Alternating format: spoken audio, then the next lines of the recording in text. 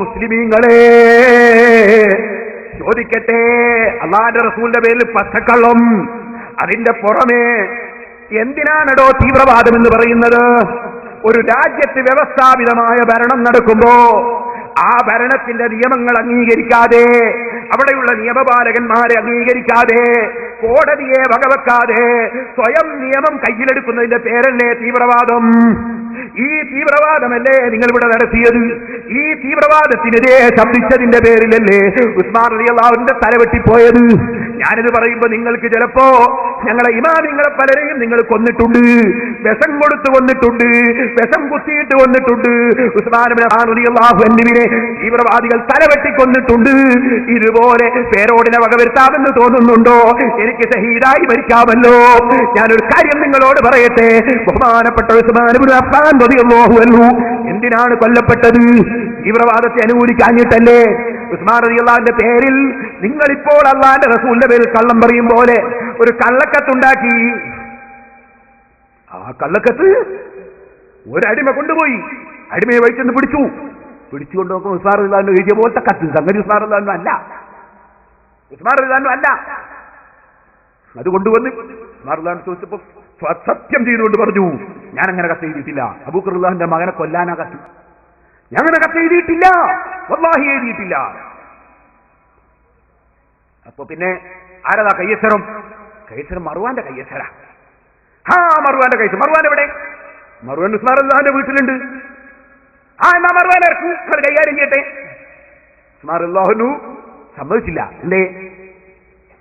നിയമം കയ്യിലെടുക്കാൻ പിൽക്കാലത്ത് ഒരു തെളിവായി പോകും. ഒരിക്കലും ഒരു രാഷ്ട്രത്തിൽ വ്യവസ്ഥാപിതമായ ഭരണം നടക്കുമ്പോ 3-4 ആൾ കമ്മിറ്റി ഉണ്ടാക്കിയിട്ടോ 4-5 ആൾ കൂടിയിട്ടോ നിയമം കയ്യിലെടുത്ത് നടപ്പാക്കാൻ പാടില്ല. ഇസ്ലാമിന്റെ തത്വം. തീവ്രവാദം ഇസ്ലാമിന് അന്യമാണ്. അതുകൊണ്ട് അത് പാടില്ല, ശറഈയായി പാടില്ല. അത് ഖുലഫാഉർ റാഷിദീങ്ങളുടെ പരിപാടി. സുന്നത്യമാത്താണ് അവർ, അതിന്റെ നേതാക്കന്മാരാണ് അവർ. ആ സുന്നത്യമാത്തിന്റെ നേതാക്കളിൽ അതിനൊരിക്കലും ഒരു മാതൃക ഉണ്ടാകാൻ പാടില്ല. മർവാൻ പറഞ്ഞു, ഇല്ല, മർവാനെ നിങ്ങൾക്ക് വിട്ടുതരൂല, നിങ്ങൾ നിയമം കയ്യിലെടുക്കാൻ വന്നതാണ്. മർവാൻ തെറ്റ് ചെയ്തോ കോടതിയിൽ മർവാനെ ഹാജരാക്കും, തെളിവുകൾ വരുത്തും, പൂർണ്ണമായി പരിശോധിക്കും. കോടതി തെറ്റിനനുസരിച്ച് വിധി പ്രഖ്യാപിക്കും. അല്ലാതെ നിങ്ങൾ കുറച്ചാളുകൾ ഒരുമിച്ച് കൂടിയിട്ട് നിയമം കയ്യിലെടുക്കാൻ വന്നാൽ അനുവദിക്കൂല. എന്നാൽ ഉസ്മാനെ നിന്നെ തന്നെ കൊല്ലും. തീവ്രവാദികളുടെ സ്വഭാവം അങ്ങനെയാണല്ലോ, അവർക്കെതിരെ പറഞ്ഞാൽ അവരെ കൊല്ലൂലേ? എന്നാ ഉസ്മാനെ നിന്നെ തന്നെ കൊല്ലും. ഉസ്മാൻ റളിയല്ലാഹു അൻഹു ക്ഷമിച്ചിരുന്നു. അവര് വീട് വളഞ്ഞു. ഉസ്മാൻ റളിയല്ലാഹു അൻഹു ജമാഅത്തിന് പോകാൻ അനുവദിച്ചില്ല. ജമാഅത്തിന് പോകാൻ അനുവദിച്ചില്ല. പകല് നോമ്പാണ്, രാത്രി നിസ്കാരമാണ്, ഖുർആനോദലാണ്. സുബ്ഹാനല്ലാഹ്. ഒരു ദിവസം രാവിലെ സുബഹിന്റെ സമയത്ത് വീട്ടിലേക്കതാ ഒരു ഭാഗത്തുകൂടി ഹസൻ റളിയല്ലാഹുവിന്റെ ശ്രദ്ധയിൽപ്പെടാതെ ശത്രുക്കൾ ഇരച്ചു കയറി. അതിൽ തെറ്റിദ്ധരിച്ചു പോയ ഒരാളുമുണ്ട്. അത് അബൂബക്കർ റളിയല്ലാഹുവിന്റെ മകനാണ്. ആ ആളുകൾ 3 ആളുകൾ കയറി മഹാനായ ഉസ്മാൻ റളിയല്ലാഹുവിന്റെ താടി തെറ്റിദ്ധരിക്കപ്പെട്ട മഹാനായ മുഹമ്മദ് ബിൻ അബീ ബക്കർ റളിയല്ലാഹു പോയി പിടിച്ചു. ഈ തീവ്രവാദികളെ വലയിൽപ്പെട്ട് തെറ്റിദ്ധരിച്ചതാണ്. താടി പിടിച്ചപ്പോ അതാ പറഞ്ഞ ഭാര്യ കരയാൻ തുടങ്ങി. അല്ലാഹുവിന്റെ റസൂൽ സല്ലല്ലാഹു അലൈഹി വസല്ലമ തങ്ങളുടെ 2 മക്കളെ കല്യാണം കഴിച്ച സ്വർഗത്തിലാണെന്ന് റസൂലുള്ള പറഞ്ഞ ഉസ്മാൻ ഇബ്നു അഫ്ഫാൻ റളിയല്ലാഹു അൻഹു അന്നത്തെ ഭാര്യ അവിടുന്ന് കരയുമ്പോ ഉസ്മാൻ റളിയല്ലാഹു അൻഹു പറഞ്ഞു, കരയണ്ട പെണ്ണേ, ഞാൻ ഇന്നലെ രാത്രി അല്ലാഹുവിന്റെ റസൂലിനെ കണ്ടിട്ടുണ്ട്.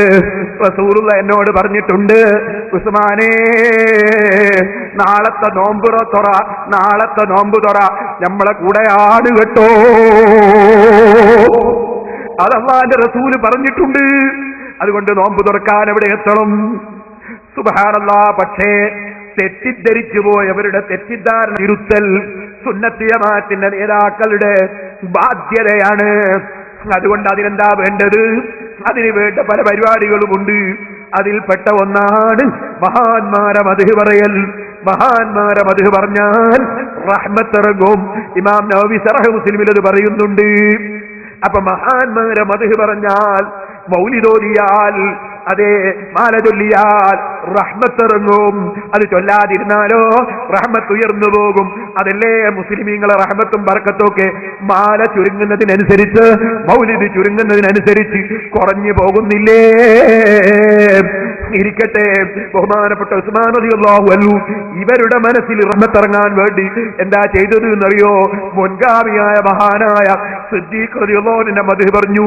മുഹമ്മദേ, നിന്റെ ബാപ്പ സിദ്ദീഖ് റളിയല്ലാഹു അൻഹു എങ്ങാനും നീ എന്റെ താടി പിടിച്ചത് കണ്ടിട്ടുണ്ടെങ്കിൽ അവിടുന്ന് പൊരുത്തപ്പെടൂല കേട്ടോ. അവിടുന്ന് വലിയ മഹാനാണ്. സിദ്ദീഖ് റളിയല്ലാഹു അൻഹുവിന്റെ ബഹുമാനം ഉസ്മാൻ റളിയല്ലാഹു അൻഹു പറഞ്ഞപ്പോഴേക്ക് മഹാനായ മുഹമ്മദ് ബിൻ അബീ ബക്കർ